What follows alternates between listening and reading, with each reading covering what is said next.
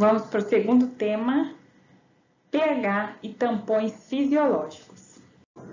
A estabilidade do meio interno depende da baixa concentração de íons de hidrogênio, já que o metabolismo produz predominantemente ácidos. O íon de hidrogênio é uma espécie química extremamente reativa. O primeiro mecanismo de defesa contra as variações de pH são os tampões, que vão agir instantaneamente. O potencial hidrogeniônico, conhecido como pH, foi introduzido em 1909 pelo bioquímico dinamarquês Søren Sørensen, que desejava facilitar o controle de qualidade das cervejas produzidas por ele.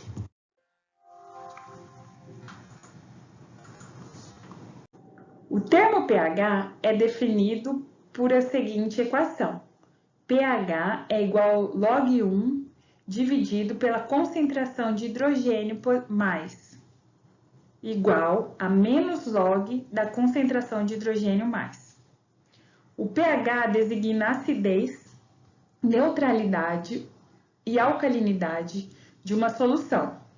Sua escala varia de 0 a 14, valores que correspondem à concentração de hidrogênio, entre 1 a 10 menos 14 molares. O símbolo P denota logaritmo negativo. Abaixo de 7, o pH é considerado ácido.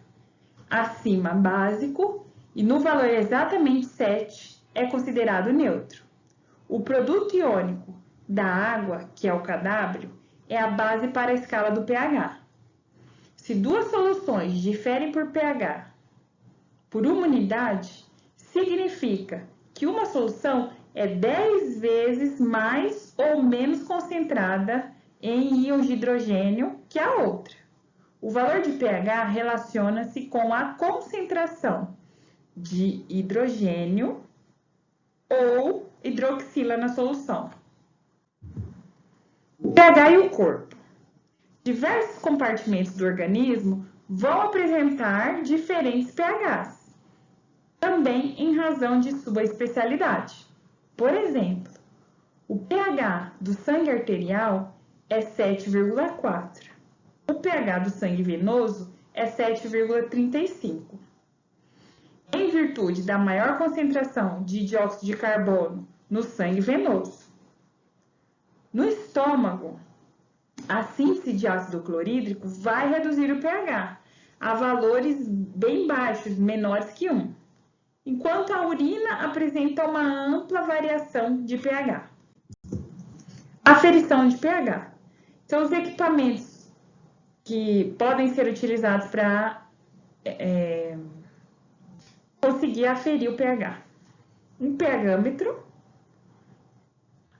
a fenolfetaleína, que tem coloração vermelha na presença de compostos básicos e a coloração vai se manter incolor na presença de ácidos.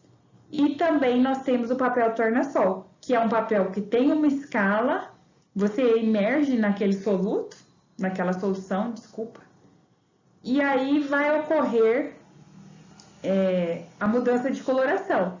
Você compara com uma escala pré-existente e consegue determinar o pH daquela solução. Interessa aos bioquímicos o comportamento de ácidos e bases não completamente ionizados, quando dissolvidos em água.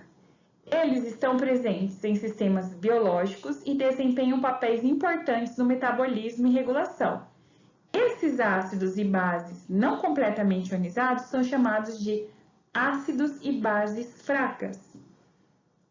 E eles que vão estar presentes no nosso organismo, por isso é interessante estudar na bioquímica. pKa. As curvas de titulação vão revelar o pKa de ácidos fracos. A titulação ela é uma técnica utilizada para determinar a quantidade de ácido em uma certa solução. O pKa expressa em uma escala logarítmica a força relativa de um ácido ou de uma base fraca. Temos aqui também uma equação onde pKa é igual a log 1 dividido por Ka igual menos log de Ka. Os ácidos podem ser definidos como doadores de prótons e as bases como aceptoras de próton. Solução tampão. É capaz de manter o pH ainda que a ela seja adicionadas pequenas quantidades de ácidos e bases. Constituição. As soluções tampão são soluções formadas por um ácido fraco, que é o doador de próton, e sua base conjugada, que é o aceptor de próton. Por exemplo, o ácido fosfórico e sua base conjugada.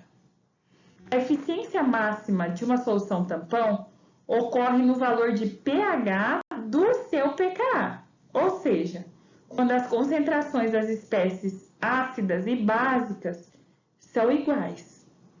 A região de pH útil de um tampão é geralmente considerada pKa mais ou menos 1. A eficiência dos sistemas tampões.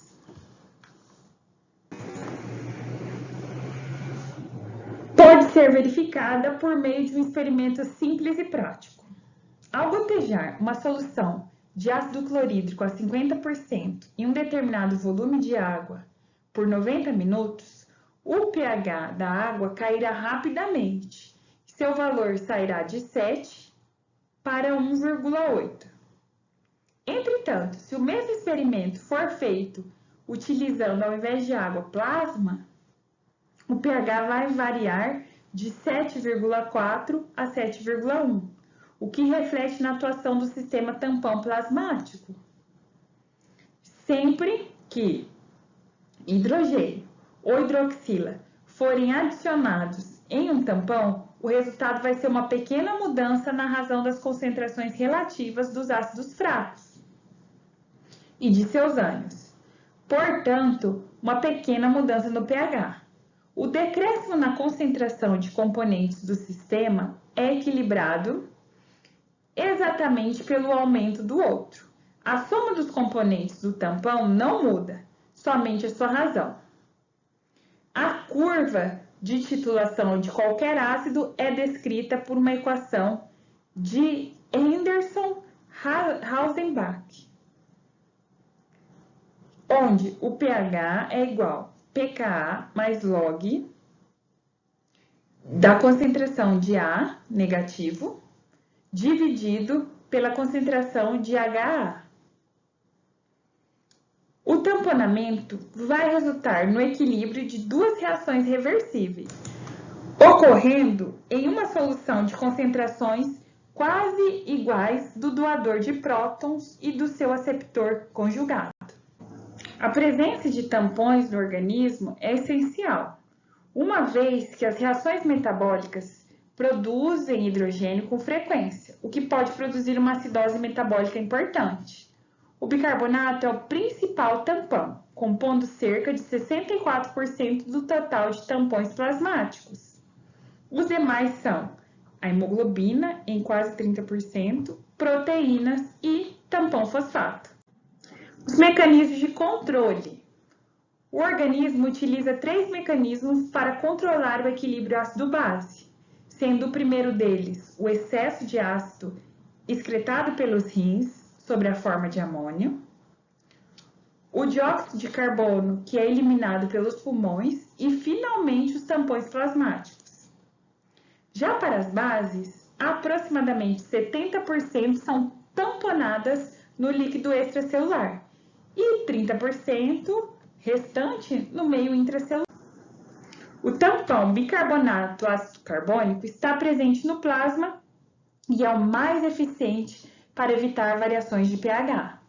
O excesso de íons de hidrogênio combina-se com o bicarbonato, dando origem ao ácido carbônico, um ácido fraco que se dissocia em água e dióxido de carbono. O dióxido de carbono pode ser excretado pelos pulmões, enquanto o bicarbonato formado pode ser excretado pelos rins. Proteínas plasmáticas.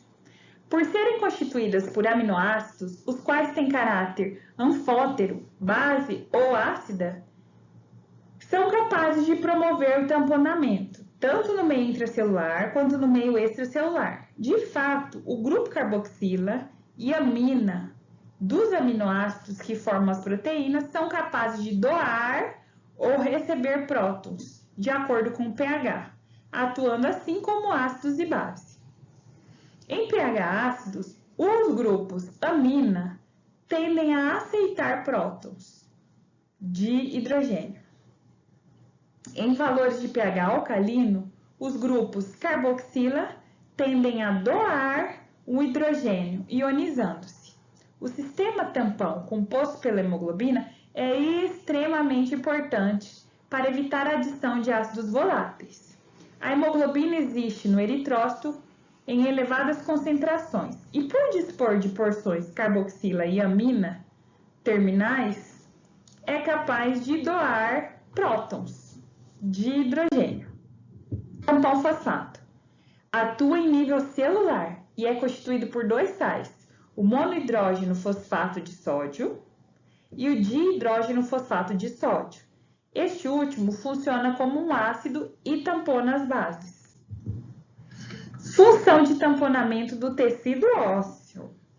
Então, entre as funções do tecido ósseo, inclui-se a capacidade de tamponamento, uma vez que cerca de 60% do dióxido de carbono do organismo está presente na massa óssea, na forma de carbonato de cálcio e de bicarbonato associado a cristais de hidroxiapatita. Evidências mostram que em condições de acidose crônica, como a que se instala num processo de insuficiência renal crônica, vai ocorrer a reabsorção óssea, com liberação do tampão fosfato e bicarbonato. Esse processo pode ser mediado pelo paratormônio. Obrigada, até a próxima.